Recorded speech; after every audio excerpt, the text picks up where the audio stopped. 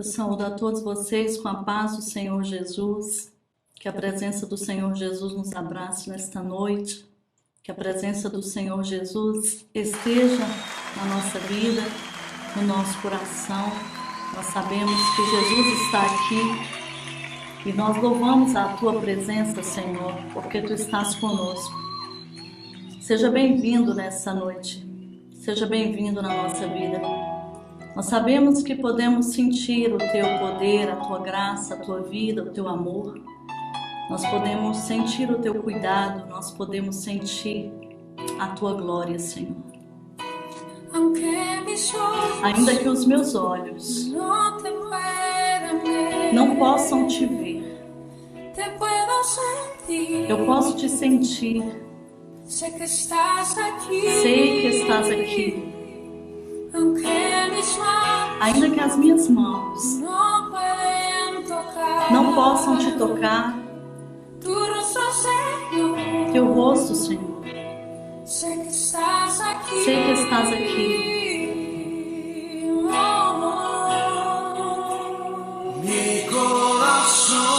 Meu coração pode sentir presença.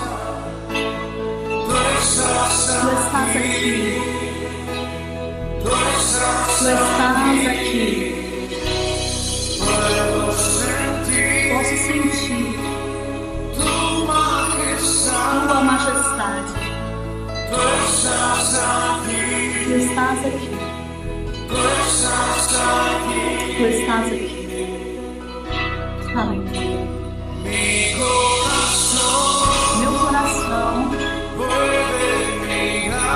pode mirar Tua formosura. Tu estás aqui. Tu estás aqui, aleluia. Posso sentir o Teu grande amor. Tu estás aqui. Tu estás aqui. Aleluia, Senhor. Ainda que os meus olhos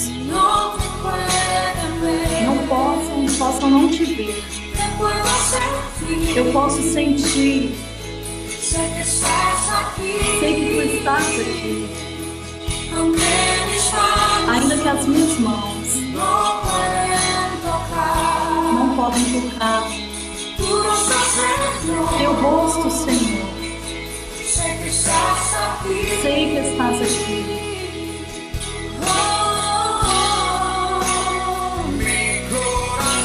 Meu coração pode sentir Tua presença. Tu estás aqui. Tu estás aqui, aleluia. Posso sentir a Tua majestade. Tu estás aqui. Tu estás aqui, aleluia. Meu coração pode olhar a Tua formosura. Tu estás aqui. Tu estás aqui. Posso sentir Teu grande amor. Tu estás aqui. Tu estás aqui. Obrigada, Senhor, porque Tu está entre nós. Obrigada, Senhor, porque a Tua presença é real. Obrigada porque a Tua presença é maravilhosa. Abraça-nos nesta noite, Senhor. Reina sobre nós. Reina sobre este. Reina sobre esta live. Reina sobre as nossas vidas. Reina sobre a nossa nação. Tu está aqui, Senhor. Tu está aqui, Senhor. Você pode sentir essa presença santa nesta noite. Você pode ser cheio desta glória nesta noite. Porque Ele está conosco. O Espírito Santo está aqui. O Espírito Santo está aí na sua vida. E eu tenho certeza de que você está percebendo essa nuvem de glória. E eu quero te falar nesta noite que o Senhor é fiel a nós. Você crê nisso? Ele é fiel. Ele é maravilhoso, Ele é santo. Vamos adorar o Senhor Jesus. Aleluia. Tu és maravilhoso, Jesus. Sei que estás aqui, Senhor. Podes perceber quem sou. Podes ver se há em mim um verdadeiro adorador. A minha oferta eu ofereço a ti, Deus meu, pra reconhecer que nada tenho, tu é teu. Quero te adorar, ainda que a figueira não floresça. Quero me alegrar, mesmo se o dinheiro me faltar. A vitória vem, mesmo que pareça que é o fim. Pois tu és fiel, Senhor, fiel a mim. Tu és fiel, Senhor, eu sei que tu és fiel. Tu és fiel, Senhor, eu sei que tu és fiel.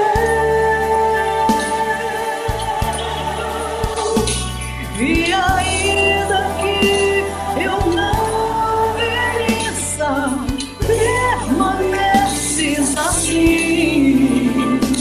Fiel, Senhor, meu Deus, fiel a mim.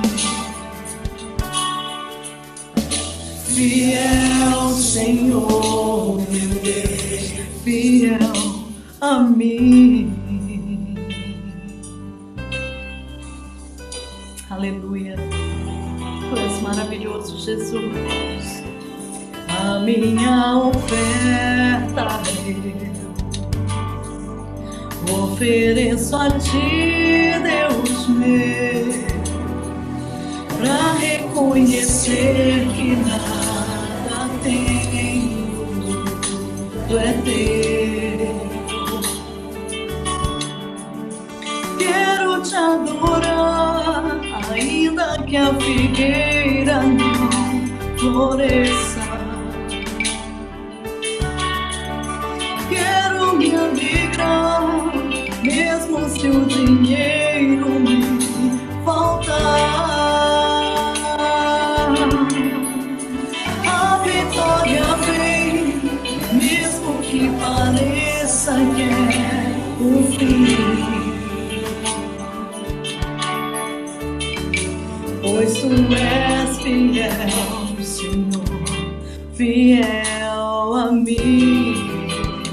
Declaro nesta noite, tu és fiel, Senhor, eu sei que tu és fiel. Tu és fiel, Senhor, eu sei que tu és fiel. E ainda que eu não mereça,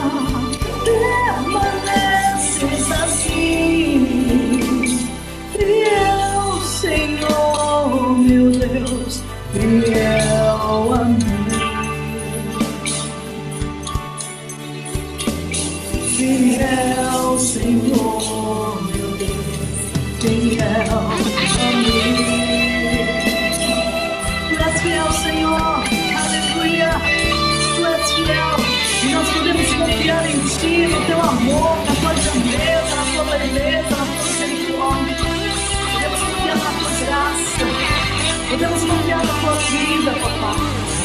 Aleluia, aleluia, aleluia. Todas as nossas necessidades podem ser supridas em glória, porque tu és fiel, Senhor. O nosso coração confia em ti, nosso coração confia em ti. Oh, aleluia. Tu és fiel, Senhor. Eu sei que tu és fiel. Tu és fiel, Senhor. Eu sei que tu és fiel. E ainda que eu não permaneces assim, fiel, Senhor, meu Deus, fiel a mim. Fiel, Senhor, meu Deus, fiel a mim. Pois tu és fiel, Senhor, fiel a mim, fiel a mim. Obrigada, Jesus. Obrigada pela tua fidelidade, obrigada pela tua bondade, obrigada pela tua justiça. Obrigada porque o Senhor olha dos céus para os filhos dos homens. E o Senhor, Ele tem graça, Ele tem misericórdia. E nesta noite, nós vamos conhecer um pouquinho mais do nosso Deus, esse Deus criador dos céus e da terra. Nós precisamos aprender quem Ele é, aprender dos seus atributos, para que no momento de crise nós estejamos com as nossas casas, o nosso coração, a nossa mente cheio de fé, cheio de esperança. Então nós não podemos perder a esperança no tempo de crise. Muitos perdem as esperanças no tempo de crise, por quê? Porque não enchem as suas recâmaras de conhecimento. Então eles não sabem se proteger no tempo de crise. E a maior proteção que nós podemos ter é conhecer o coração daquele que nos chamou, daquele que nos guarda, daquele que nos conhece. Nós não vamos ficar seguros se nós não conhecermos o nosso Deus. A palavra diz que o povo que conhece a Deus, ele faz proezas. E através desse conhecimento de Deus, a segurança vai aumentando no nosso coração. E eu acredito que um dos assuntos mais relevantes para nós nesse dia, nessa noite e também nesse tempo de crise, é nós nos aproximarmos do nosso Deus, cheios de humildade, para conhecer mais e mais dos seus atributos, para saber quem Ele é, como Ele age, como Ele fala. E é isso que eu quero trabalhar nessa noite. Eu gostaria que você abrisse a sua Bíblia no Salmo 97. Diz assim o Salmo 97. O Senhor reina, regozije-se a terra, alegrem-se as muitas ilhas, nuvens e escuridão estão ao redor dele, justiça e juízo são a base do seu trono. Um fogo vai adiante dele e abrasa os seus inimigos em redor. Os seus relâmpagos iluminam o mundo. A terra viu e tremeu. Os montes derretem como cera na presença do Senhor, de toda a terra. Os céus anunciam a sua justiça e todos os povos veem a sua glória. Confundidos sejam todos que servem imagens de escultura, que se gloriam de ídolos. Prostrai-vos diante dele todos os deuses. Sião ouviu e se alegrou. Os filhos de Judá se alegraram por causa da tua justiça, ó Senhor. Pois tu, Senhor, és o mais alto sobre toda a terra. Tu és muito mais exaltado do que todos os deuses. Vós que amais ao Senhor, odiai o mal. Ele guarda as almas dos seus santos. Ele os livra das mãos dos ímpios. A luz semeia-se para o justo, e a alegria para os retos de coração. Alegrai-vos, ó justos, no Senhor, e dai louvores à memória da sua santidade. Aleluia! Em primeiro lugar, quando nós queremos entrar em águas profundas, águas de adoração e conhecer o coração de Deus, eu preciso conhecer essa pessoa. Eu nunca vou entender os motivos de alguém se eu não conhecer de perto, sem estar perto deste alguém, sem passar tempo com este alguém, sem me aproximar deste coração. Eu serei totalmente uma pessoa incrédula e fria em relação a esta pessoa e posso interpretar também de uma forma equivocada as ações e as atitudes dessa pessoa.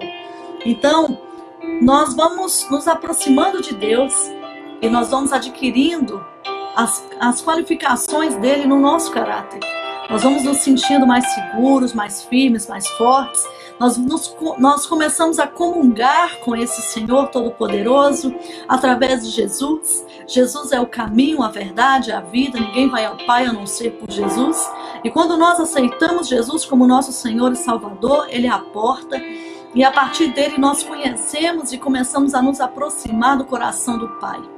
Então, em muitos momentos, nós somos transformados por este Deus Todo-Poderoso. Ao entrarmos pela porta que é Jesus, ao entendermos que Jesus é o único que vai nos dar a vida eterna, e nós dizemos, Senhor, eu te recebo como meu único e suficiente Salvador, então eu tenho acesso ao coração de Deus. E quando eu tenho acesso ao coração de Deus, eu começo a conhecer o Senhor. Uma das coisas que o Senhor fala na Bíblia, em Oséias, que ele se sente entristecido é quando ele diz: o meu povo foi destruído porque lhe faltou o conhecimento. Porque tu rejeitaste o conhecimento, eu também te rejeitarei, para que não sejas sacerdote diante de mim. E visto que te esquecestes da lei do teu Deus, também eu me esquecerei de teus filhos. Então aqui existe uma ação e uma reação. De acordo com como você age com a pessoa de Deus, o Senhor vai agir também com você. Se você rejeita o conhecimento, se você não quer conhecer a Deus, se você se esquece da lei de Deus, a Bíblia é muito clara. As pessoas foram destruídas porque faltou conhecimento, porque as pessoas rejeitaram o conhecimento. É aquela pessoa que sabe o que deve fazer, mas ela não faz. Ela sabe o caminho que ela tem que seguir, mas ela não segue. Ela não tem uma totalidade do conhecimento de Deus. Ela é uma pessoa de coração dobre, é uma pessoa que está cegada pelo espírito da luxúria, por aquele espírito que faz as pessoas caminharem após a sua sexualidade desenfreadamente, é todo tipo de vício, todos os tipos de prazeres, né? Então essa pessoa aqui, ela rejeitou o conhecimento de Deus e também, além de rejeitar o conhecimento de Deus, ela se esquece da lei do Senhor. E a Bíblia diz: eu também me esquecerei de ti e de teus filhos. Ah, você me rejeitou? Então eu também vou rejeitar você. Então existe aqui, queridos, uma lei de ação e reação. E nós precisamos considerar o Senhor. Em Jeremias 29, de 11 a 14, olha o que Deus fala para nós. Porque eu bem sei os pensamentos que tenho a vosso respeito, diz o Senhor, pensamentos de paz e não de mal, para vos dar o fim que esperais. Então me invocareis, e ireis, e orareis a mim, e eu vos ouvirei, e buscar-me-eis e me achareis, quando me buscardes com todo o vosso coração, e serei achado de vós, diz o Senhor. Algo que o nosso Deus ama é a inteireza de coração, é um coração inteiro. E o Senhor tem pensamentos para mim e para a sua vida que vão muito além do que a gente imagina. Pensamentos de paz e não de mal, para nos dar o fim que nós desejamos. E uma vez que a gente busca o Senhor de todo o coração, serei achado de vós, diz o Senhor. Em 2 Coríntios 3,18 diz: mas todos nós, com o rosto descoberto, refletindo como um espelho a glória do Senhor, somos transformados de glória em glória na mesma imagem, como pelo Espírito do Senhor. Uma vez que nós nos aproximamos do Senhor, nós vamos sendo transformados de glória em glória, porque nós contemplamos o Senhor. E ao contemplar o Senhor, Deus vai transformando as nossas vidas e os nossos corações. E hoje nós queremos falar um pouquinho para você sobre alguns atributos desse Deus Todo-Poderoso, dentro desse Salmo 97 que nós lemos. A Bíblia diz que a base do trono desse Deus é juízo e justiça. Reina o Senhor. Regozije-se a terra, alegrem-se as muitas ilhas, nuvens e escuridão rodeiam, justiça e juízo são a base do seu trono. Quando nós consideramos as obras dos homens, sejam conflitos armados, tumultos políticos, abusos sociais ou ambientais, nós percebemos graves falhas na administração das coisas desse mundo. E Deus deu para os homens a autoridade de usar recursos naturais e de governar para manter a ordem entre as pessoas. Mas ele nunca abandonou o seu trono. Deus dá autoridade aos homens, mas ele nunca abandonou o seu trono. E esse salmo vai frisar a justiça de Deus, nos lembrando que no final de todas as coisas, o nosso Criador vai dominar e vai julgar com perfeita justiça. Aquele que está entronizado acima das nuvens trará a justiça, porque a natureza dele é uma natureza justa. A Bíblia diz: adiante dele vai um fogo que lhe consome os inimigos em redor. Os seus relâmpagos alumiam o mundo, a terra os vê e estremece. Derretem-se como cera os montes na presença do Senhor de toda a terra. Quando Deus age para punir os seus inimigos, o seu poder se mostra maior do que qualquer força da natureza. Sua justiça é comparada a fogo, relâmpagos e terremotos que derretem as montanhas. Imagine a situação precária do homem que se coloca em oposição ao seu Criador. Querido, é um motivo de inteligência estar do lado de Deus. Sabe, você é uma pessoa inteligente se você estiver com o Criador. Se você entrou pela porta através de Jesus Cristo. A Bíblia diz: os céus anunciam a sua justiça e todos os povos veem a sua glória. Introduzindo o conceito do domínio universal do Deus de Israel, o salmista descreve o seu juízo nesses termos: não há lugar fora do alcance da justiça divina. Tudo que está escondido vai ser revelado. Se tem alguma coisa debaixo do tapete, Deus vai trazer à tona, porque nada pode fugir da justiça divina. Aquele que criou os céus, aquele que criou a terra, ele julga, irmão, de um extremo a outro extremo. Ele não exerce autoridade apenas sobre os israelitas, não. Ele exerce autoridade sobre todos os povos. A Bíblia diz: sejam confundidos todos que servem imagens de escultura, os que se gloriam de ídolos. Prostrem-se diante dele todos os deuses.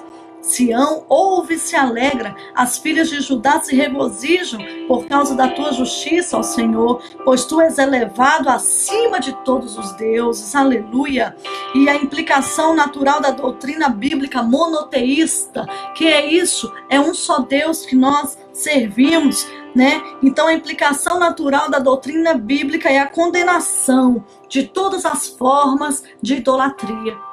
Todas as formas de idolatria é condenado pelo Senhor. Ele quer suprir a nossa alma, Ele quer suprir o nosso intelecto, Ele quer suprir o nosso interior. Nós sabemos que o homem tem que trabalhar, tem que comer do suor do seu rosto, mas a insatisfação tem que cair por terra, porque o Senhor é aquele que supre. Os adoradores de deuses esculpidos pelas mãos dos homens estão perdendo tempo. Querido, você está perdendo tempo com esse terço dentro da gaveta, com essa imagem. Olha, deixa eu te falar uma coisa: Jesus não está pregado no madeiro. Jesus, ele morreu, mas ele ressuscitou e ele foi ascendido aos céus. E quando ele foi ao céu, ele enviou o Espírito Santo Consolador para nos guiar a toda a verdade. Então, o espírito de luxúria, ele tem cegado pessoas, ele tem colocado pessoas, sabe, enganadas, porque ele engana pessoas, e as pessoas acham que é Deus que está fazendo as coisas. Tem gente que acha que é Deus que está falando muitas coisas.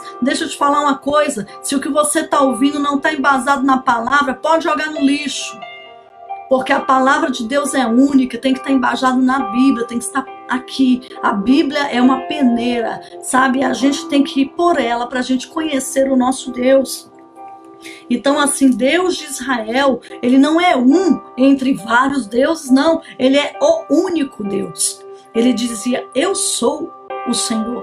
Quando Moisés perguntou para ele, Senhor, o que eu vou dizer ao povo do Egito? Quando eu chegar lá, Deus disse, diga a eles que eu sou, me enviou a voz. Ele é tudo aquilo que você precisa, aleluia. Ele exige a devoção exclusiva das suas criaturas, os adoradores verdadeiros em Sião, que é a sede da religião dos judeus em Jerusalém, rejeitam os falsos deuses e honram ao Deus Altíssimo. No verso 10 e 12 ele diz, vós que amais o Senhor, detestai o mal.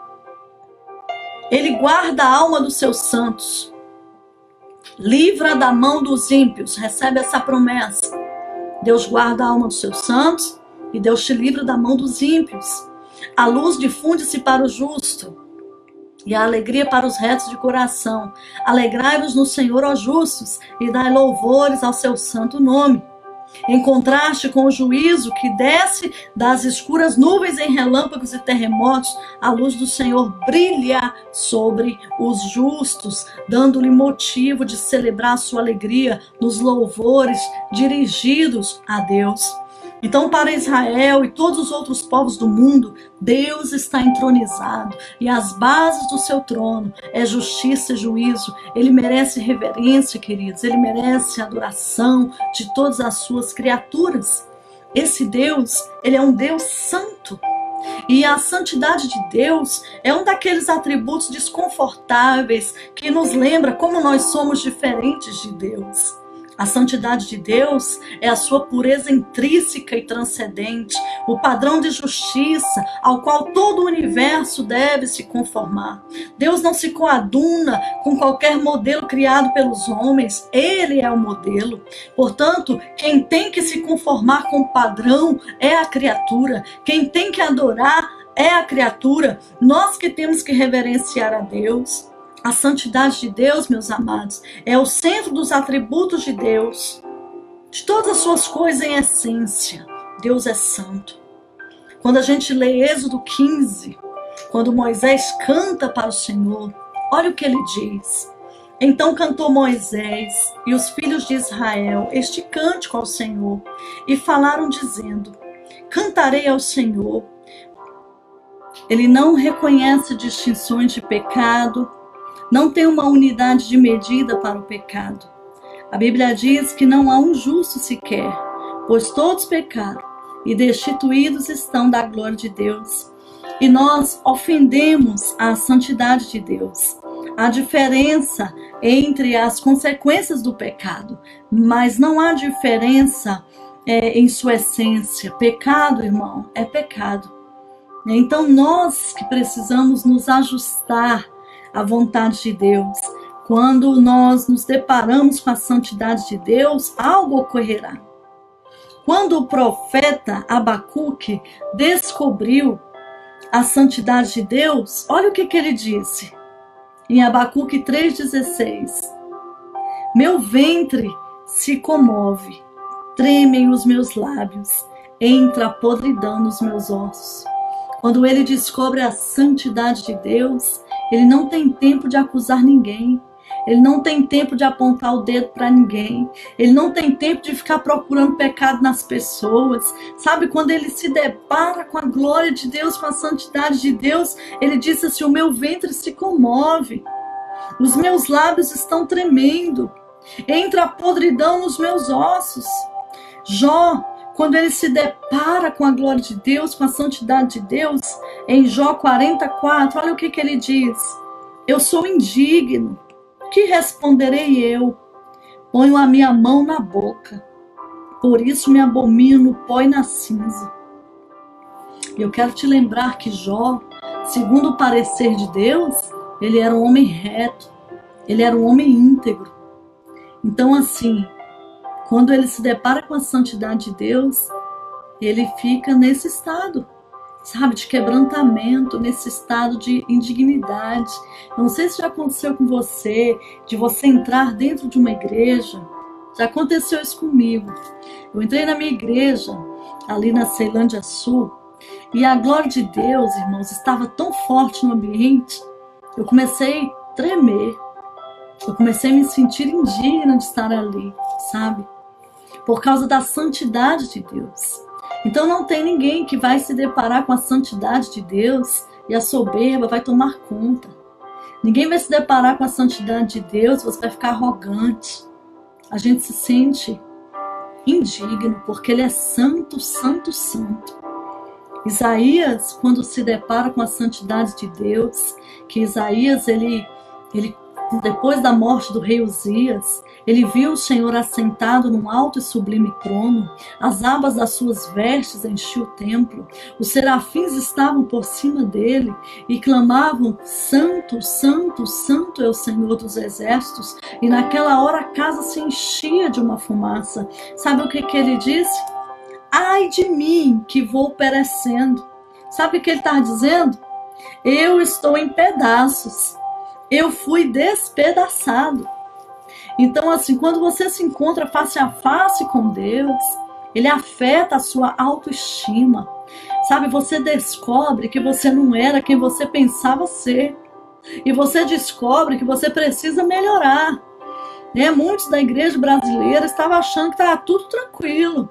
Músicas que não glorificavam a Deus, cultos superficiais, religiosos, sem essência, sem presença, Jesus querendo entrar e não entrava, metodologia humana, um monte de técnica, master coach, que eu não sou contra, mas o culto é para a gente ler e falar sobre a palavra de Deus, tantas técnicas sendo liberadas, positivismo, até humanismo, quantos e quantos cursos foram dados, e Jesus queria derramar o poder dele sobre a noiva. Sabe? Jesus, ele não te quer à beira do caminho, não. Sabe, como aquele cego que estava gritando: Jesus, filho de Davi, tem misericórdia de mim. Jesus, ele quer que você se levante, tire a capa de mendigo e vai caminhando com ele no caminho que ele te ordenar. Então estava todo mundo pensando que estava tranquilo, estava no culto, estava no celular, estava no culto ligando para os amigos, vai para o culto, fica na porta da igreja batendo papo, e o pastor já pedindo: gente, vamos entrar, o culto vai começar, e o povo não queria, e aquela confusão. E aí Deus falou: peraí que eu vou dar um jeito nisso. Eu quero o coração inteiro, porque eu sou santo, santo, santo. E aí quando a gente se depara com esse Deus, a gente vai sendo transformado, sabe? As crianças, às vezes, no meio da brincadeira, elas podem até se esquecer quem é o pai, mas o pai não se esquece quem é o filho. E o Senhor, ele vai buscar os seus filhos. Às vezes nós agimos assim, e nós temos que parar de brincar e levar a sério a nossa devoção. Nós temos que parar de brincar e levar a sério quem ele é. Às vezes nós tratamos o nosso chefe melhor do que nós tratamos a Deus. O chefe te dá lá uma cartilha quando você vai começar a trabalhar, Ele te dá lá várias regras, igual o pessoal aí que estava estudando, para o concurso do IBGE. Você tem lá várias regras de conduta, regras de ética, como você deve se portar, a lealdade que você deve ter com a instituição, E as pessoas, elas leem, elas decoram aquilo tudo para passar no concurso, As pessoas que são concursadas, que estão me ouvindo, sabem disso. Você recebe lá um código de ética, você precisa ler, você tem que estudar, você tem que tratar bem a pessoa que está acima de você, você tem que tratar bem o seu colega, você não pode ficar quebrando o sigilo em questões da instituição. Então tem gente que vai e recebe tudo isso do homem, e lê e leva a sério, mas aí às vezes a palavra de Deus está falando um monte de coisa e a pessoa não quer ouvir. Sabe que tem que fazer, mas ela não faz. Sabe, o Senhor, ele quer ser tratado como ele merece. Ele diz assim: eu sou santo. Então a santidade de Deus exige que ele julgue o pecado. Deus sempre julgou o pecado, ele tem julgamento futuro guardado, que é a grande tribulação. Em Apocalipse 16, de 1 a 5, diz assim: então ouvi uma forte voz que vinha do santuário dizendo aos 7 anjos: vão derramar sobre a terra as 7 taças da ira de Deus. O primeiro anjo foi e derramou a sua taça pela terra, e abriram-se feridas malignas e dolorosas daqueles que tinham a marca da besta e adoravam a sua imagem. O segundo anjo derramou a sua taça no mar. Este se transformou em sangue, como de um morto, e morreu toda a criatura que vivia no mar. O terceiro anjo derramou a sua taça nos rios e nas fontes de águas, e eles se transformaram em sangue. Então ouvi o anjo que tem autoridade sobre as águas dizer: Tu és justo, tu, ó santo, que és, que eras e que hás de vir, porque julgastes essas coisas. Deus, ele julga o homem e a criação, porque um Deus santo não pode ignorar o pecado. Mesmo que ele quisesse, ele não iria ignorar o pecado, porque a natureza dele, irmãos, é santa. A santidade de Deus significa que o pecado precisa ser tratado com seriedade e será julgado. Quando nós falamos da ira ou do julgamento, nós não estamos falando de simples explosões emocionais. A ira de Deus é a sua reação natural e necessária a qualquer e toda coisa que se oponha à sua santidade. Por exemplo, o que você diria de um pai que deixasse de advertir seus filhos do perigo iminente? Ou o que você diria de um amigo que visse o outro descer uma ladeira abaixo, sabendo do abismo e não advertisse? O que você diria de um policial que visse o roubo e apenas cruzasse os braços? Então Deus, ele é um Deus que se ira. E a ira de Deus é a retribuição correta e necessária pelo pecado. E a ira de Deus contra o pecado surge pela necessidade de sua natureza. Deus deve julgar o pecado.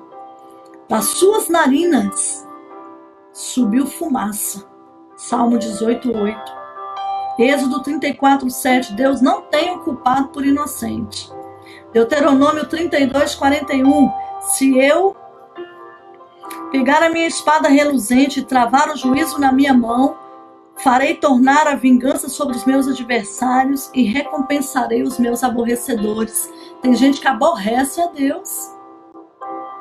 1 Pedro 1,17. E se invocais por Pai aquele que sem acepção de pessoas julga segundo a obra de cada um, andai em temor durante o tempo da vossa peregrinação.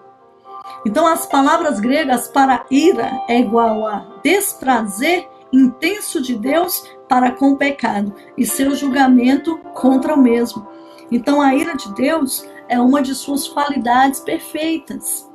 Em Romanos 11:22 diz: considera, pois, a bondade e a severidade de Deus para com os que caíram. Severidade, mas para contigo a bondade de Deus, se permaneceres na sua bondade. De outro modo, tu também serás cortado. Então, o que ele está dizendo? Você que está aprontando, você que cai, você que aborrece a Deus, pode considerar a severidade dele. Mas se você está debaixo da bondade de Deus, querido, considere a bondade de Deus. Amém? Mas se você ficar agindo com Deus, como faz com qualquer pessoa que não se considera, você também vai ser cortado. Então, a bondade de Deus contém também a sua reação negativa diante do mal. Severidade é uma palavra de origem latina que significa inflexibilidade de caráter. E em algumas passagens percebemos que quando a sua paciência expira contra o pecado, então ele exclui essas pessoas da sua bondade. Ele não deixa mais à disposição delas a sua paciência, o seu auxílio. Então a bondade de Deus, ela é equilibrada com a sua severidade. Então você que é filho amado de Deus, está colado com Jesus, você não precisa ter medo. Porque para você ele é bom. Mas para os perversos, ele é severo. Estão entendendo? Então você não precisa ter medo de Deus. Então assim, a ira de Deus é a sua reação diante daquilo que em sua essência vai contra a sua natureza. E a ira de Deus não é cruel. A ira de Deus, ela é justa. Amém? Romanos 1,18. Do céu se manifesta a ira de Deus sobre toda a impiedade e injustiça dos homens que detêm a verdade pela injustiça. Depois você lê com calma Romanos 1, você vai ver que ninguém pode dizer que Deus não existe, porque os céus declaram a grandeza de Deus. E chegou um momento que Deus pegou e entregou às pessoas as suas devassidões, as suas depravações. Ah, esse que você quer? Então toma. Mas aí vem a severidade de Deus, né? Então, assim, a ira de Deus se acendeu. Adão e Eva foram expulsos do Éden. O mundo inteiro resistiu a Deus e o dilúvio foi revelado. A Torre de Babel, a ira de Deus se acende, ele destrói a iniciativa deles. Sodoma e Gomorra foram apagados do mapa pela ardente ira de Deus. Faraó viu a ira de Deus 10 vezes e no final foram afogados no mar. Coré se rebelou contra Moisés. Deus fez a separação, a terra abriu e engoliu. Tem muita gente se levantando contra líder, não está nem aí para líder, não honra líder. Saiba que a ira de Deus também pode se manifestar.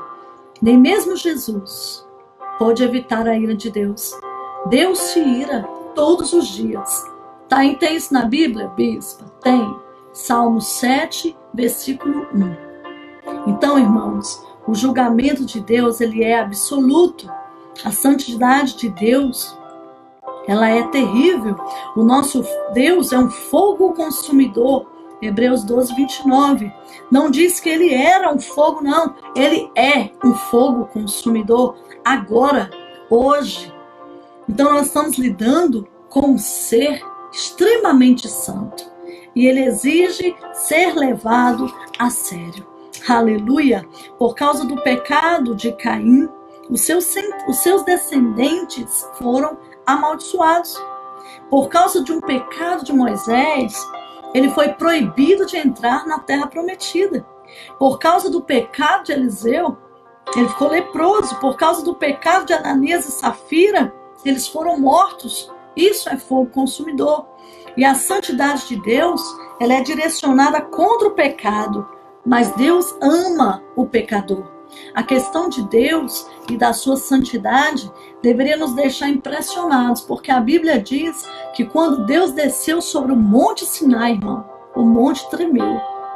Êxodo 19. O monte tremeu. Então, assim, todavia tem algo maravilhoso que nós precisamos entender nessa noite. O seu filho foi morto. O seu sangue comprou para Deus povos de línguas e nações. E nós temos acesso pelo sangue. Mas sem o sangue, melhor não tentar passar.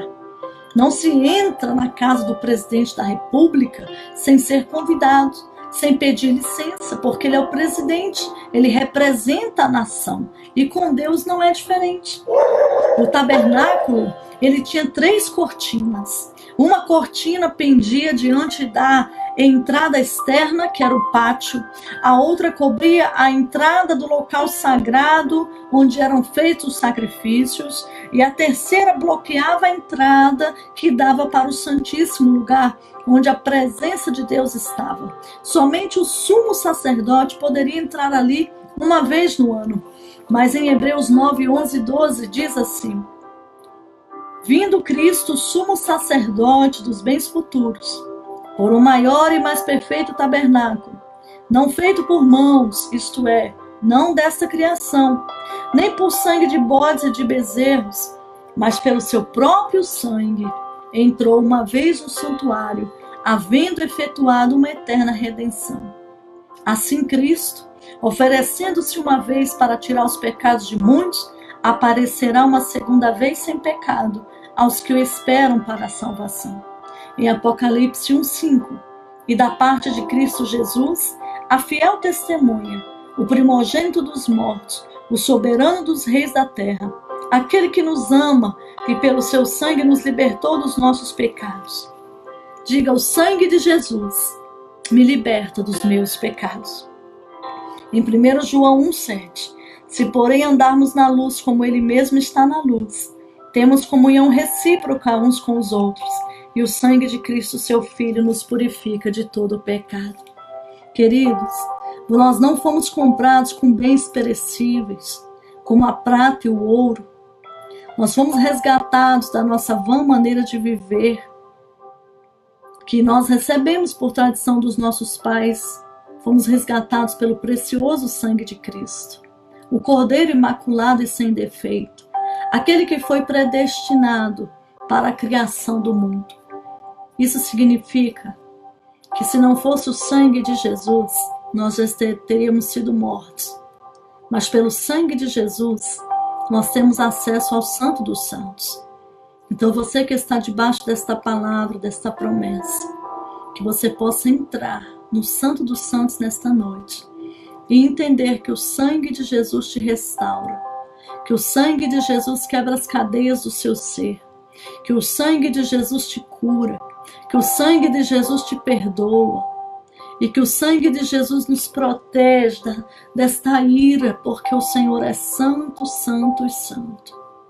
Vocês entenderam? Ele é tudo isso e tem muito mais. Só que ele, apesar de estar num alto e sublime trono, ele habita com contrito e quebrantado de coração. Isso é maravilhoso. Isso é tremendo. Então vamos nos aproximar do nosso Senhor. Vamos buscar o conhecimento do nosso Senhor. E nós não vamos ficar confundidos. Nós não vamos ficar desanimados. Amém? Porque a presença de Jesus estará conosco todos os dias, até a consumação dos séculos. Eu quero orar com você nessa noite. Senhor, eu te agradeço, porque Tu és maravilhoso, Tu és santo, Tu és grandioso, porque os Teus atributos, Senhor amado, nós estamos aprendendo e conhecendo, Senhor, e nós te agradecemos por nos ensinar todos os dias, que aquele que é justo, reto e anda nos Teus caminhos, ele está debaixo desta bondade, desta graça, desta misericórdia. Senhor, que a Tua presença alimente-nos nesta noite, que a Tua presença enxugue as nossas lágrimas nesta noite, que a Tua presença acalme o nosso coração nesta noite, que nós possamos respeitar o Senhor, que nós possamos honrar o Senhor, que nós possamos, Senhor amado, temer o Teu nome, Senhor, respeitar a Tua palavra. Sabe, nós queremos andar de acordo com a Tua palavra. Tira de nós um coração de pedra, Senhor. Coloca em nós um coração de carne. Coloca em nós um coração que Te ame profundamente. Em nome de Jesus, Pai. Em nome de Jesus. Aleluia. Eu quero agradecer você que esteve conosco, tanto aqui do Brasil, quanto fora do Brasil. Você que é de Brasília, as nossas ovelhas ali da Ceilândia Sul, Goiânia, Recife, você que está nos ouvindo aí também do Japão, que o Senhor te abençoe, que o Senhor te guarde. Nós estamos em oração e hoje às 21 horas estaremos juntos. Eu espero que esta palavra tenha abraçado seu coração, que você tenha mais e mais fome e sede de se aproximar do nosso Pai. Nós vamos estar estudando sobre o nosso amado Senhor, sobre os seus atributos, como Ele age, como Ele pensa. Eu sei que somos tão pequenos, não é verdade, para saber sobre Ele. Ele é tão infinito, Ele é tão poderoso. Mas dentro do nosso pequeno entendimento, nós vamos tentar estar aqui, te ajudando nesse tempo, pegando na sua mão e te conduzindo à presença de Deus. Amém? Sejam sempre todos muito bem-vindos. Nós estamos nos esforçando para estarmos com essa live todos os dias, para abençoar vocês todos os dias, mesmo que seja uma pessoa. O nosso intuito aqui é pregar a palavra para quem tem fome, para quem tem sede. Então que o Senhor possa te abençoar de uma forma maravilhosa, né? Vocês que têm nos acompanhado também desse movimento missionário Unindo las Naciones, que o Senhor também te abençoe, né? Vocês que estão entrando aí, que não são brasileiros, declaramos que a presença de Deus esteja na sua nação também, esteja no seu país. Amém? Em nome de Jesus, que Deus te abençoe. E às 21 horas nós estaremos aqui. Cremos que em breve, em fé em Deus, nós estaremos juntos aí, matando a saudade da noiva, dos nossos irmãos. Que Deus te abençoe. Amém? Muito obrigada.